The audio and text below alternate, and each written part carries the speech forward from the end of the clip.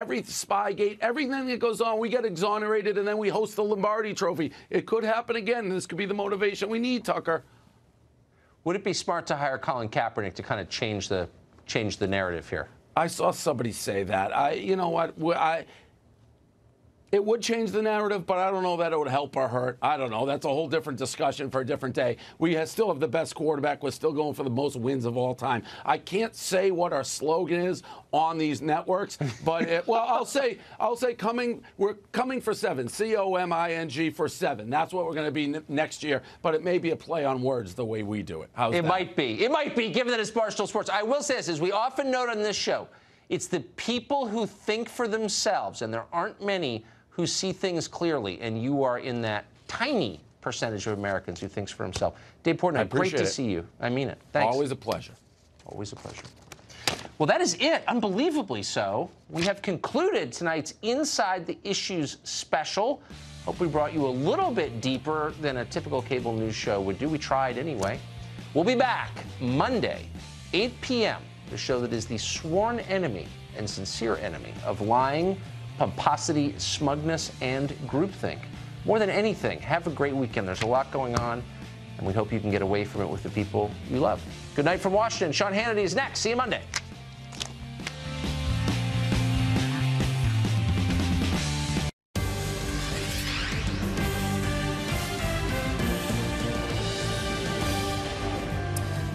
And welcome to Hannity. Again tonight, we have so much breaking news all over the place out of Virginia, Vietnam, the swamp, Washington, D.C., where Mueller's witch hunt will soon officially be over. And spoiler alert, no collusion. And we learned earlier today there will not be a report next week. Maybe someone actually figured out that an extremely important summit about world peace, about the denuclearization of the Korean Peninsula, is actually taking place in Vietnam next week. Not a good time. What we, by the way, will be reporting from Vietnam all next week. We'll have more of that in a minute. But first, we turn to our top story out of Chicago once again. Embattled Empire actor Jussie Smollett.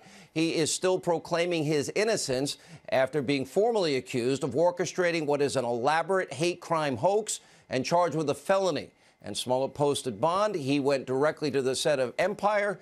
It is reported that he told the cast and crew, quote, "I swear to God, I did not do this." But according to TMZ, many of his co-stars, they're not buying it, and they are bleeping furious.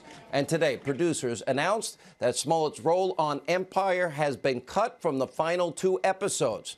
Now, Jussie Smollett's lawyers, they are correct. He must be assumed innocent, presumption of innocence before being proven guilty. With that said, the evidence against him as presented by the Chicago police yesterday and others is now overwhelming and, frankly, beginning to border on incontrovertible. And according to prosecutors, Smollett paid these 2 brothers thousands of dollars to stage a homophobic, racist assault against the actor on the streets of Chicago using a noose, bleach, all while wearing red MAGA hats, Make America Great Again hats, and ski masks.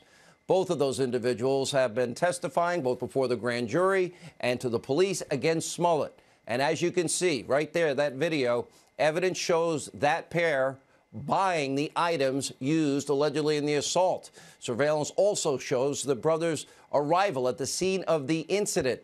Phone records indicate Smollett called the brothers both before and right after this staged attack, and text exchanges spell out how Smollett solicited their help. And perhaps the most damning and most puzzling piece of evidence, he paid the accomplices with a check, kind of a.k.a. Jerry Springer. Now, naturally, the spin has already started. Smollett allegedly is trying to tell the police he had an untreated drug problem. Texts indicate that, in fact, the actor may have purchased the party drug known as Molly or ecstasy from one of the brothers involved in this hoax. So is he saying the drugs made him do it, but I didn't do it? Well, except ecstasy or Molly has never been known to cause any hate crime hoax. And meanwhile, Conspiracy TV, MSNBC, they're toting a brand new conspiracy. Maybe the Chicago police are just lying. Take a look. This police department did in 2016 openly, through their union, support Donald Trump. And a lot of this case has been focused on the MAGA statements. So to have a police department that hasn't been as cooperative as they have been this round, do not openly give information, do openly lie and mishold information in cases, and then to know that they are have openly supported Donald Trump in the 2016 election, a lot of activists on the ground are saying, wait, what's going on here? Who do we believe out of these two suspect people? Now, of course, most in the media mob, the hate Trump media mob, are coming to grips with the Smollett story the only way they know how. Blame Trump some more. Everything's Trump's fault. The dog bites, the bee stings. If you're feeling sad, it's Trump's fault. Yep. Incredibly, the hate Trump media mob has now officially lost any sense of reality in a complete state of hate Trump psychosis. Take a look. There are a lot of evidence of violent incidents that happen at these MAGA rallies, and I just don't want to have Jesse Smollett distract from that. Obviously, we're not going to put what happened on Trump, but what we can put on Trump clearly is the heightened panic and angst. Today, folks that believed Jesse as a default position, we feel sadness today. We don't feel stupid today. I feel bad for the people who did not default to that empathy, who think that this is a game, who are gloating today. Those people have something fundamentally wrong with them. Are you listening to this? This hate Trump media mob loses it when President Trump calls them out for fake news, which they are. But what they're doing is even worse. They continually rush to judgment. It's always guilt by accusation, but only if you're a Republican or a conservative. Pushing blatantly false stories, conspiracy theories, impugning the character of millions of Americans, now even teenagers, that may wear a MAGA hat. Why? To push their favorite narrative. Every second, minute, hour of every 24-hour day, every week, month, year. Trump's evil. His supporters are evil. And they are morally superior. This is why fake victimhood is on the rise. Now, attention-seeking Trump haters know that they will garner sympathy almost immediately and fame from the media because it advances their narrative, all while impugning the character of Trump supporters in the process. So in the era of Trump, we see hoax after hoax after hoax. Very little reporting on it.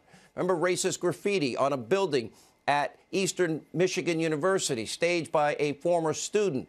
A woman in New York saying that, a group of pro-Trump teens vandalized her car while yelling Trump 2016. Turned out she vandalized her own car.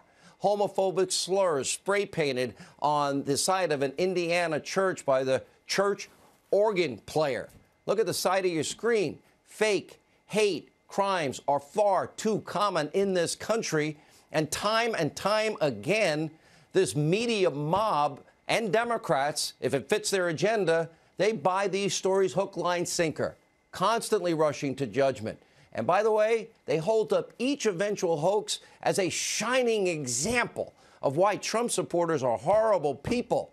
And remember, we're the smelly Walmart people, the irredeemable deplorables. We cling to our God, Bibles, guns, and religion.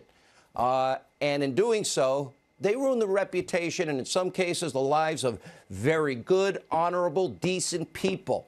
And when the truth is revealed, crickets. They just move on to the next fake news story. No apologies, no accountability, no mea culpa, no nothing.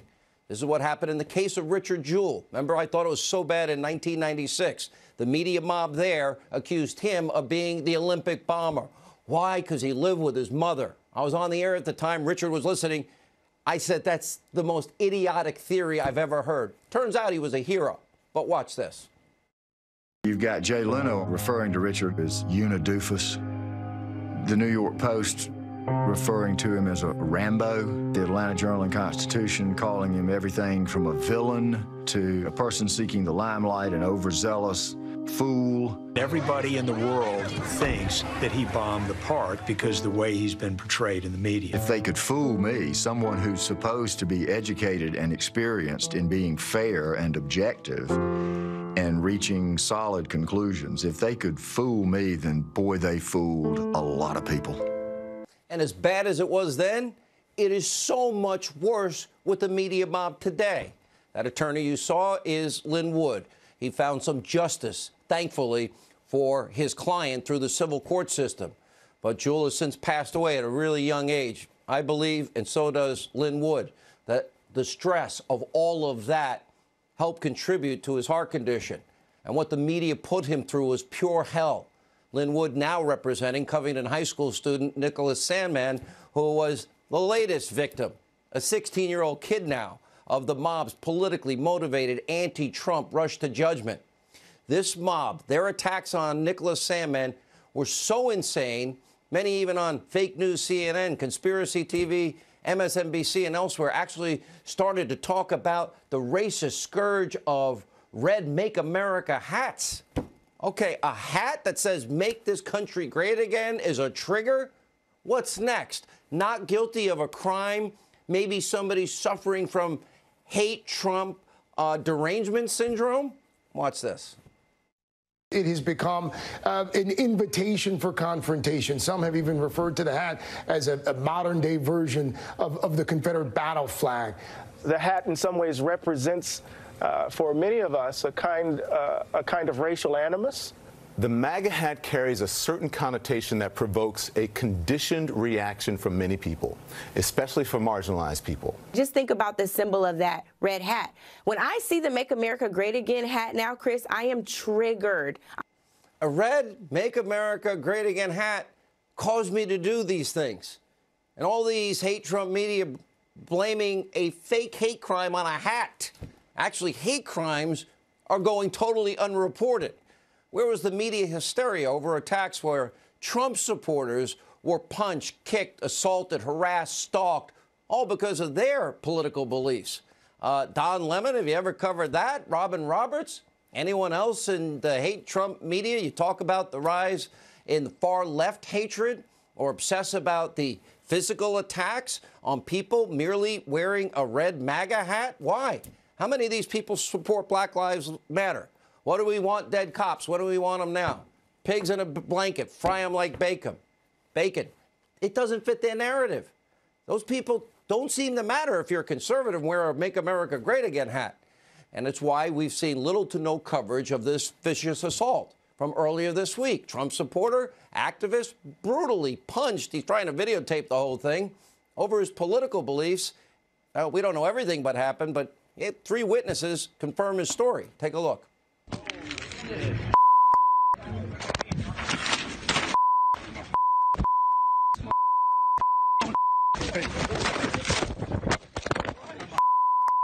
You want to hit me? I'll shoot you. And then that's up. Get the.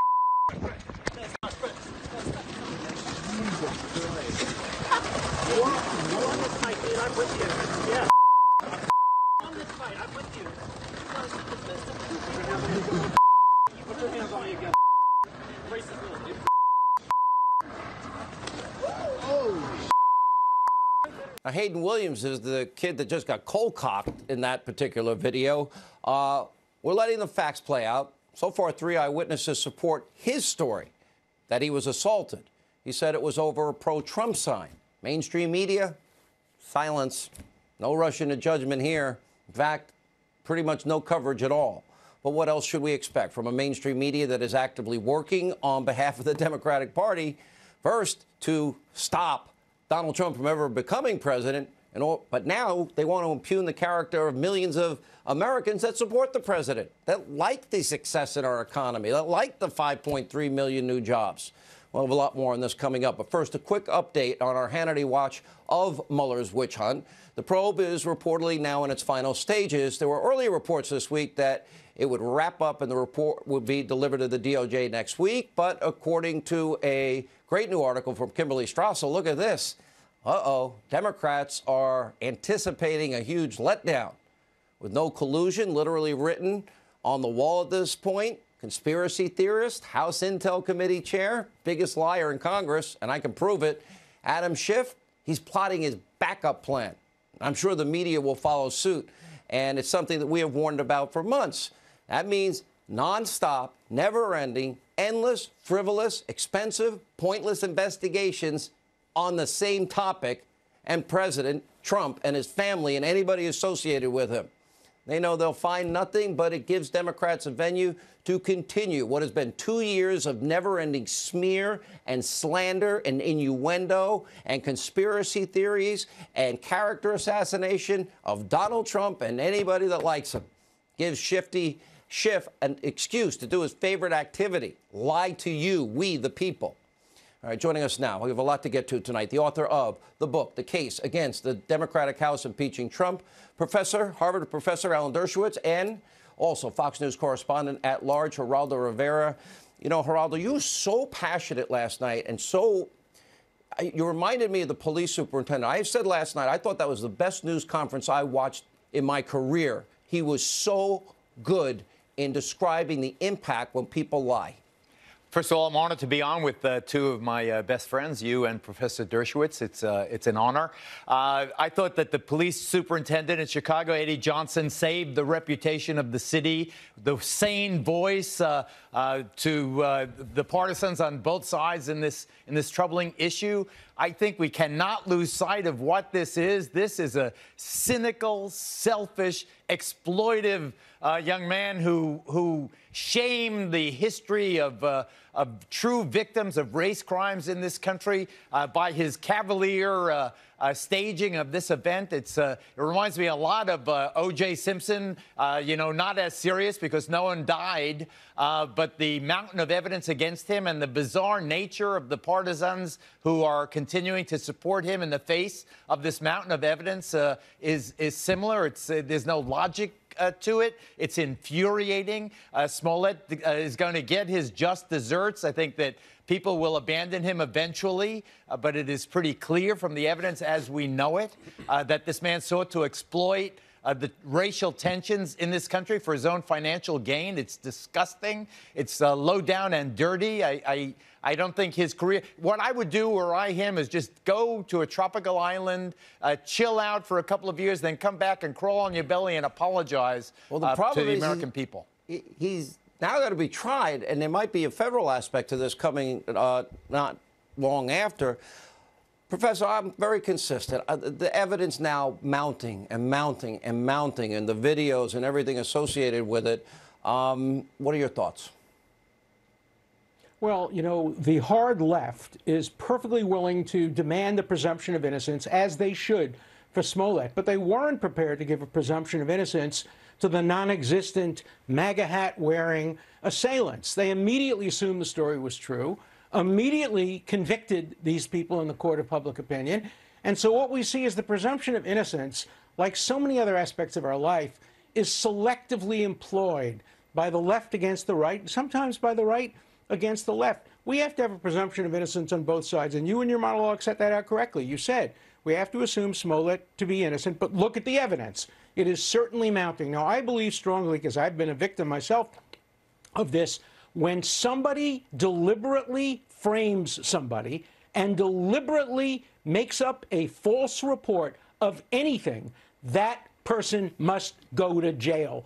The integrity of the system demands that deliberate false reporters, not if you made an act, not if you made a mistake, an honest mistake, but deliberate false reporters must go to jail. The Bible says that if you testify falsely against somebody, you get the penalty that that person would have gotten one of the had Big he Ten, been Professor. guilty. And if you apply that here, you would see that this guy should get the penalty that the assailants would have gotten if they were real and existed. But what is really... I really am worried, though, Professor, and I don't want Geraldo to weigh in. There really are racist, vile, vicious racists in this country. There are horrible people that would hurt innocent people because of their sexual orientation. Look at a congresswoman that is a virulent anti-Semite that sits on a foreign affairs committee still. Now, that's unacceptable to me, Professor. Unbelievable. It's not acceptable. Not acceptable to me. And, when you hear somebody say that the MAGA hat is a trigger, that is such a phony excuse. For some people, the Star of David is a trigger. For some people, the cross is a trigger. For some people, seeing a gay couple together or an interracial couple is a trigger. Mind your own business. We don't accept people who are racist based on triggers that they don't like. That's just wrong. And what Last is word, Geraldo. unforgivable is all of the smart people who are blind to the evidence because it fits their political narrative to think that the original fake story was true. They hate Trump so much that they're seeking to justify even this absolutely impossible story. All right, amazing commentary from both And of you. today it's used against them. Tomorrow it could be used against you. True. You're right, 100%. Very well said, both of you. Thank you. All right, when we come back, we are not done holding what is now the fake news media mob accountable. When we come back, we're going to play you how they covered the Smollett case before and after the evidence started coming out. Some cases, crickets. Also, the brilliant Victor Davis Hanson joins us with powerful commentary and so much more straight ahead.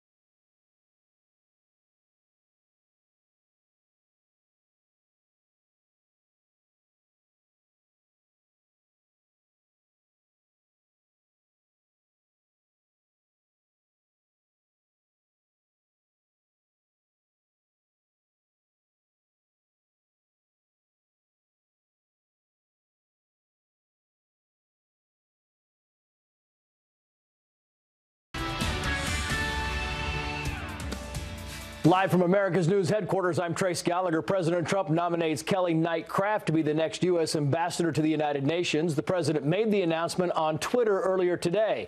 Craft currently serves as the ambassador to Canada. This comes 1 week after State Department spokesperson Heather Nauert withdrew her nomination. If confirmed, Craft would succeed Nikki Haley, who resigned from the position last October.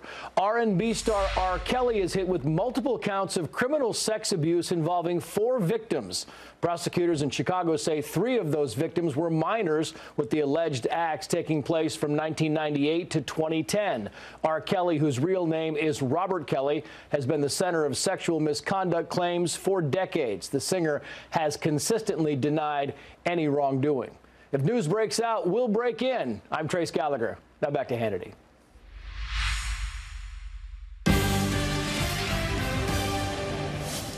All right, as usual, the hate Trump media mob's handling of the Jussie Smollett hate crime hoax, well, that has been a dishonest and reckless disaster.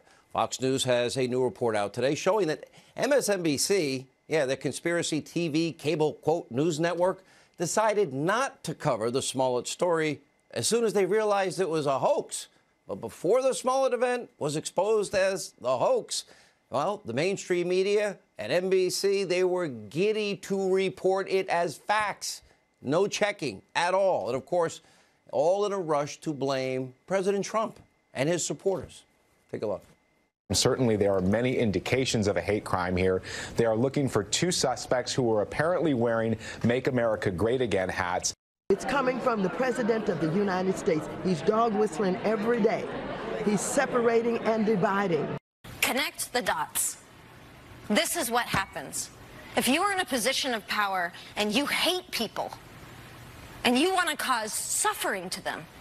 My initial reaction was sadness. Yeah. I wasn't shocked.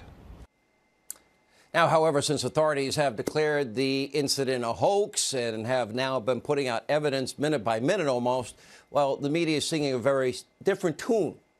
But, of course, it's still a hate Trump madness tune. Take a look.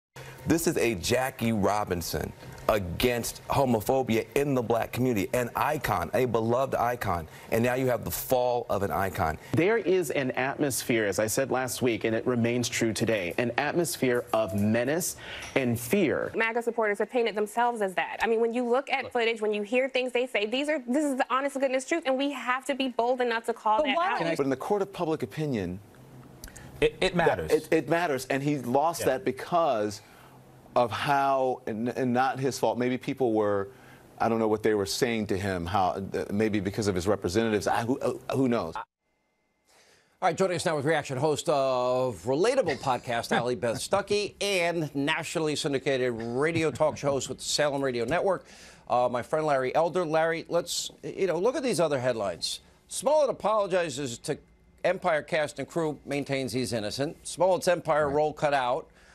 Maxine Waters not ready to believe what the police in Chicago are saying. Oh, my favorite, Conspiracy TV, MSNBC. A guest says Chicago PD may be framing Jussie Smollett. Framing him. What do you think? Let's start, Sean, with MSNBC. I've got 2 things to say about MSNBC. Al Sharpton. This is a guy who made his bones by falsely accusing a white Dutchess County Assistant DA, Stephen Pagonis, of raping Tawana Brawley. In the grand jury testimony, one of Sharpton's cohorts testified that they knew from the beginning it was a lie. A security guard for the lawyers and for Sharpton testified that they all joked, they all knew that it was a lie from the very beginning. It's outrageous this guy's even a public figure. So what is MSNBC going to say about this fraud when they have a fraud sitting right there pontificating and got to show we're sorry, every week? We rushed to judgment, we were wrong. We apologize to our viewers. Maybe start there. Yeah, at the very least, they should be doing that. At the very least. All right, let me go to Allie Beth. Right. The history. Larry knows this history, and I watched it all. But Reverend Al's still a power broker. But the bigger part is, it's bigger than that. The media. This is the media again and again and again. Covington. You know, the media gets it wrong. Ferguson, they get it wrong. Right. Cambridge Police, they get it wrong. In Baltimore, they get it wrong. They don't vet Obama. They don't tell 8 years later how bad he did. They're obsessed and with a compulsion that's bordering on psychotic to hate this president and even the Russia collusion lies they tell every day. Right. Well, you just heard why in that montage. They're so insulated by their own self-righteousness that they're not able to see reality. They're not able to judge things rightly. They don't even understand the problem or what they did in the beginning, whether it was Covington or this, assuming that white people who wear red hats, the red hats in particular, are in the wrong, no matter what the facts are. They're so quick to check their boxes of intersectionality to say these people who support Trump are bad. Of course, they're going to do this. That they're unwilling to take a step back and say, okay, what is actually true? It's the AOC standard that she has set for the left, that the media have really been following for a long time on the left, which is it's okay if you're not factually correct as long as you're morally right. And that's what we see them doubling down on today and in the past couple of days, saying, okay, we might not have gotten the facts right, but at least we're morally right. Here's the bigger picture. Trump supporters are still bad. And that's what makes me sad. Yeah, you know, Larry, I like Don Lemon. I met him personally. I don't like, we disagree politically, but he said that Smollett is going to make me eat, I'm going to be eating Smollett's lunch. Now he's saying, if you're guilty, confess, throw yourself on the mercy of the court. Doesn't sound like I'm going to be eating any lunch anytime soon. No, and Sean, there was a host of People TV who said, I was praying and hoping this day would never come, meaning the day that that Jussie Smollett is exposed as a fraud. So she would rather believe that there are two Trump-supporting goons patrolling the streets of Chicago, armed with bleach and nooses, looking for gay and black guys to beat up because they don't like Trump. She would rather believe that than to believe this guy lied. That's sick. It really is. Yeah. Last word, Ali. It really. And dangerous, and the public consumes this garbage. And you know what? You know, this is such a disservice to the American people, and they get away with it time after time, although their credibility's shot. Ali Beth. Absolutely. And, you know, we hear from the left. I heard on CNN today about empathy, that we should be feeling empathy for him. Well, I'm feeling empathy for victims of actual crimes that are now not going to be believed. They're not going to be seen as quite as credible because now we not only have to be skeptical about the facts that are presented to us at the very beginning, but we also have to wonder about people's motives. Are people so inclined to be a victim, to become virtuous, that they're willing to make something up like this? So the empathy that I feel isn't necessarily towards Smollett, who obviously has a lot of issues, but towards the people who aren't going to be taken seriously, even though they deserve to be. All right, thank you both. All right, when we come back, really shocking video. Congresswoman Ocasio-Cortez defending the vile comments made against President Trump. Also, we have a mini monologue straight ahead, and the brilliant Victor Davis Hanson, the coup that never was, and so much more. Straight ahead.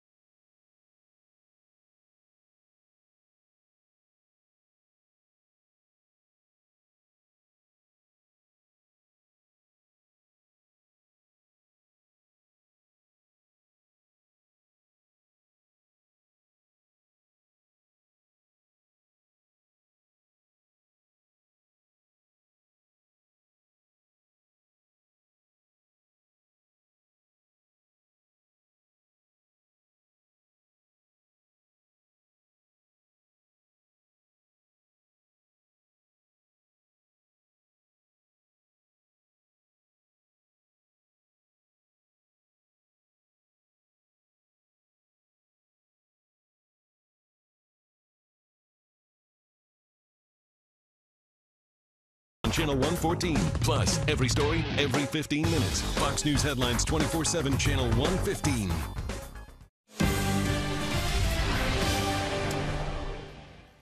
All right, a lot of news tonight. Hannity Watch on the rise of socialism, and this is real in this country. Now, while President Trump continues to deliver victory after victory on the economy, near record low unemployment, especially for demographic groups in this country that have not gotten the chances that they deserve. That means record low unemployment, African Americans, Hispanic Americans, Asian Americans, women in the workplace, youth unemployment. Look at this, rising wage growth. Democrats like Congresswoman Ocasio-Cortez remain defiant. They continue to push what are their radical visions for America's future that will guarantee poverty. Higher taxes, maybe as high as 70%, mandated climate shaming, and apparently even telling you what to eat. Not making it up. Take a look. Listen, we got to address factory farming. Maybe we shouldn't be eating a hamburger for breakfast, lunch, and dinner. Like, let's keep it real. Slow down. But we have to take a look at everything, and what we need to realize is that climate change is about every choice that we make in our lives. If you make more than $10 million in 1 year, your $10 millionth and $1 gets taxed at 70%. And it really comes down to the question of, isn't 10 million enough? Like, when does it stop? Yeah, when it's too much, right? too much. Like, ever noticed how generous Democrats, the new extreme radical Democratic socialists are? They're so generous with your money. How much, by the way, they want to control your life? Well, I'll give the Congresswoman credit. She actually comes out and says how radical she really is and has a lot of supporters, even openly now, almost 100 congressmen and senators. Now, she wants to tell you what to eat, mandate how much money you're allowed to make before she takes more of it. Of course, she wants a 70% top marginal rate. And, of course, Ocasio-Cortez is just one of several new radicals making up this new extreme Democratic Socialist Party. Don't forget about Michigan Congresswoman Tlaib, who recently called to, quote, impeach the MFer, Trump, just hours after being sworn into office. Take a look. When your son looks at you and says, Mama, look, you won, bullies don't win. And I said, baby, they don't, because we're going to go in there and we're going to impeach them.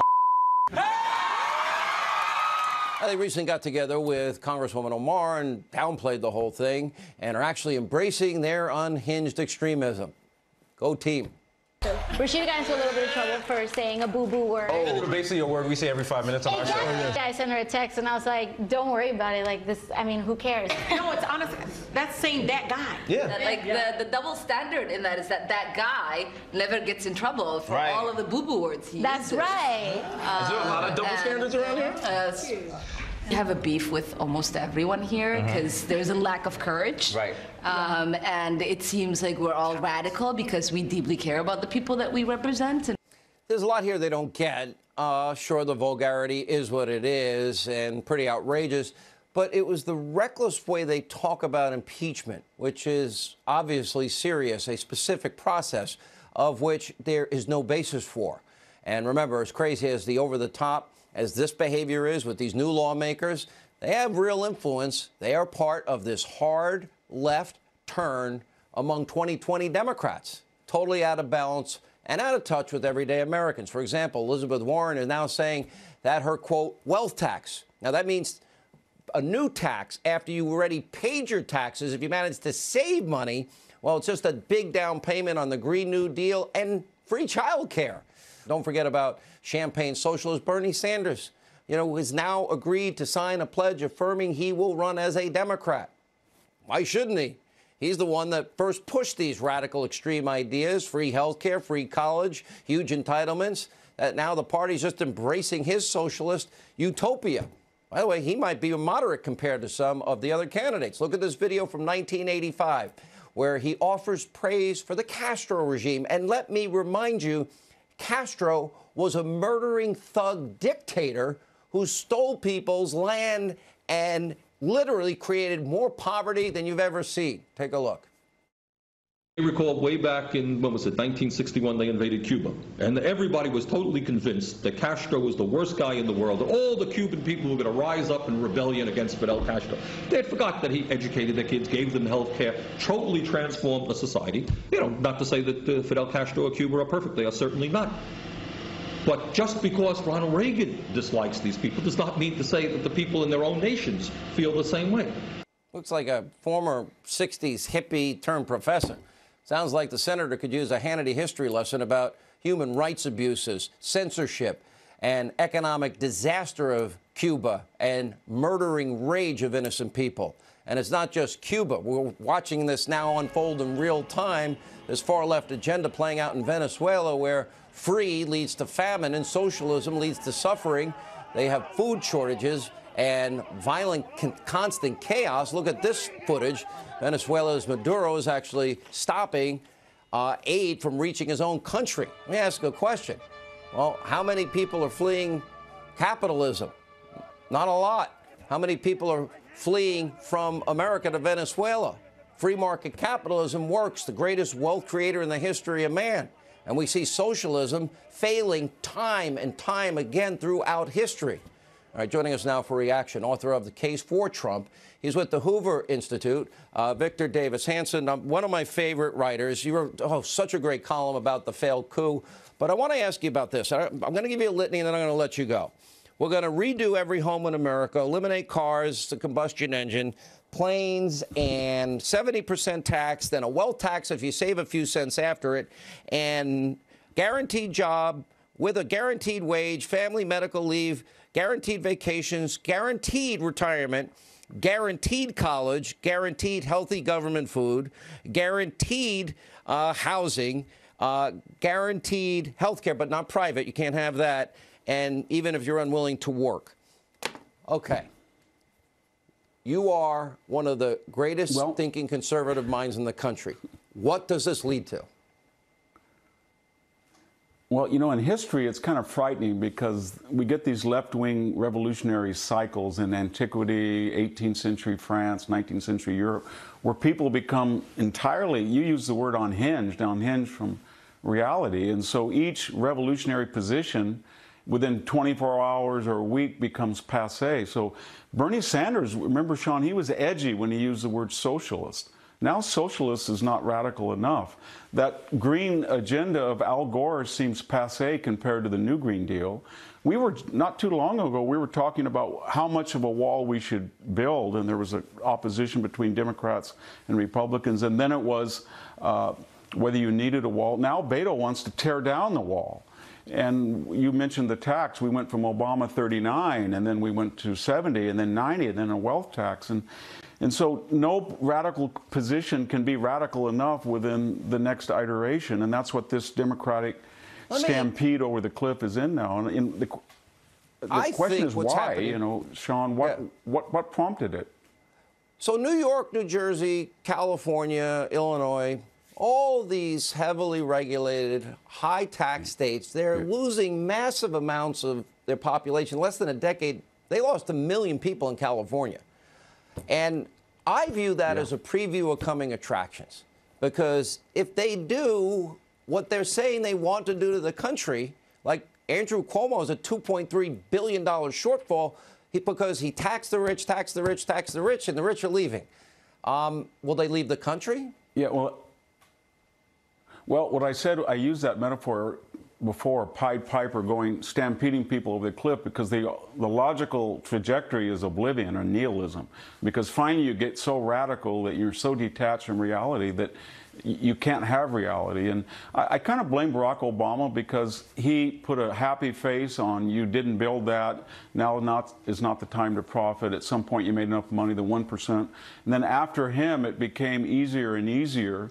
And we have universities that don't teach people anything other than ideology. So most of these young kids couldn't find Venezuela on the map, or they don't know who Lenin is.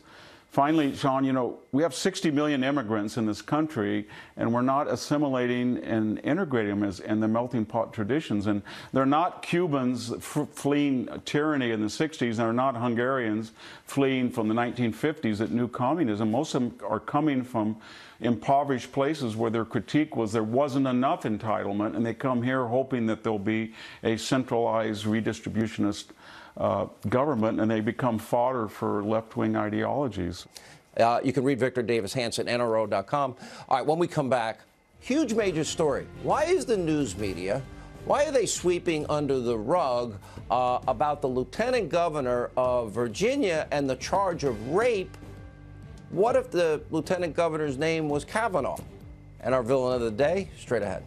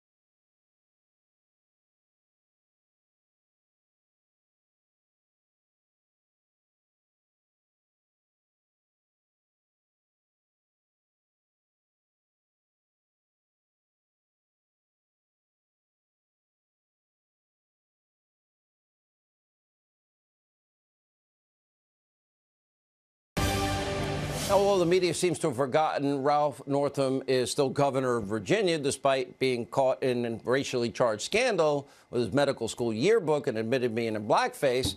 Well, as for his lieutenant governor, Justin Fairfax, well, Virginia Republicans now finally plan hearings into the sexual assault allegations against him, with both of his accusers invited to publicly testify. But if you think the hate Trump media mob, you think they're pushing any of these stories out to the public? Well, use your imagination. According to media research, networks' coverage of the Virginia scandals has fallen off a cliff. Joining us now to discuss the media's handling of this, Fox News contributors Tammy Bruce and our own Lawrence Jones. You know, Tammy, you were so powerful during the Kavanaugh hearings. Apparently, one of these charges, one is sexual assault, one is rape. And what I read is that at the time, the accuser actually told real people. Right. And no media coverage. Is it because it's a Democrat? Is it because they just didn't read the newspaper and hear about it? Why the double standard that's so apparent? Well, it's apparent on both sides there. The media clearly is the water carriers for the American left, and they are not interested in this, just like the Democrats are not really interested in the issues that impact women's lives. Otherwise, we'd have some successes, right? They rely on this kind of victimhood and these problems remaining so that they can run on them. That said, what the Republicans and people who care about this country need to do is look at when coverage of issues like this falls off the cliff, and it tells you what the Democrats are really afraid of, and it tells you what the Trump White House, what the GOP need to focus on in general. First of all, because it's the right thing to do, because these are serious issues, of course, that affect all of our lives. Certainly, they affect women, but they affect the men who love those women and who you know, your mothers and your sisters and your daughters and your wives, your best friends. So all Americans care about this, and the GOP must realize that it's been a fraud that the Democrats have been the leaders for minorities in this country and for women, and they must take up that mantle because all Americans deserve representation, and it is only the conservative ideal that will deliver it. But Sean, we got to stop. I want to ask you, where are all the I believe people? Because I'll tell you where I stand on this. No. I'm still in the I don't know category. I don't know. I wasn't there. But the Republicans, for once in the Kavanaugh hearings, they gave it the seriousness and the proper attention that it deserved, and then it fell apart on its own. I don't know what happened here, but it should be treated the same way, and it's not. Yeah, as it relates to the Fairfax case, he has a right to due process, but that's not what the Democrats called for in the beginning. So all we're asking is for a little bit of consistency. If this is the position now that you don't care about these issues, then use that same positioning when there's Republicans on the other side. But as it relates to the blackface scandals, we know what they did there. And I don't understand how Republicans continue to lose to a party like this. I mean, who didn't search the yearbooks? Who didn't go after these people? Lawrence, I can tell you why. Why are they sitting on their tail? All the government workers moved to Northern Virginia.